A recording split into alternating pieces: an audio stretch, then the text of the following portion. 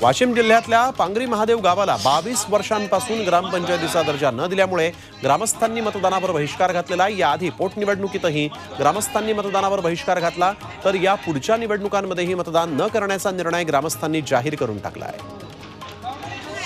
वाशिमच्या ब्रह्मा इथल्या नवरदेवानं बोहल्यावर चढण्याआधी मतदान केलंय. वंजारी समाजामध्ये लग्नाच्या आदल्या दिवशी वधू मंडपी जाण्याची प्रथा आहे. मात्र मतदानाचं महत्त्व समजून घेऊन हरीश मुसळे या वरानं वधूमंडपातून आपल्या ब्रह्मागावी येऊन मतदान केलं आणि मग पुन्हा मंडप गाठला. तर याच गावातल्या प्रभू कोळेकर या वरानं देखील आधी लगीन लोकशाहीचं म्हणत मतदान करून मगच लग्नाची बरात काढली. वाशिममध्ये नवदाम्पत्यानं लग्नगाठ बांधण्याआधी मतदानाचा हक्क बजावलेला आहे. दोघेही लग्नाच्या पोशाखातच मतदान केंद्रावर आले. त्यांनी मतदान केलं. नववधू वरानं विवाहाचे सर्व कार्यक्रम बाजूला ठेवत आधी मतदान केलं. त्यांच्या या निर्णयाचं गावकऱ्यांनी देखील कौतुक केलं आहे. अमृत नोनी गॅस्ट्रिन, अपचन, ऍसिडिटी, गॅस्ट्रबल ह्यापैकी तुम्हाला कुठलाही गॅस्ट्रिक प्रॉब्लेम झाला, उपाय एकच, अमृत नोनी गॅस्ट्रिन.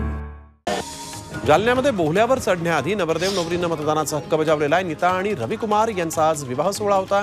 दोघेही गावातलेच असल्यामुळे दोघांनीही एकाच बूथवर मतदान केलेलं आहे.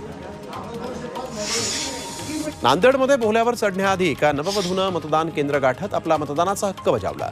नायगाव तालुक्यातील बरबडा येथील वैष्णवी लग्नासाठी नटून थटून मतदान केंद्रावर पोहोचली होती.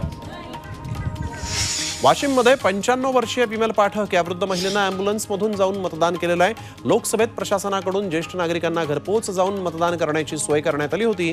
मात्र BLO अधिकाऱ्यांनी योग्य नोंदी ठेवल्या नसल्यानं याचा त्रास या ज्येष्ठ नागरिकांना सहन करावा लागला. नांदेडमध्ये वयोवृद्ध लोकांमध्ये देखील मतदानाचा उत्साह कायम दिसलेला आहे. स्वातंत्र्यापासून प्रत्येक निवडणुकीत मतदान करणाऱ्या 99 वर्षांच्या आजोबांनीही मतदान केलं. एवढंच नव्हे तर सर्वांनी मतदान करावं असं आवाहन देखील त्यांनी केलं.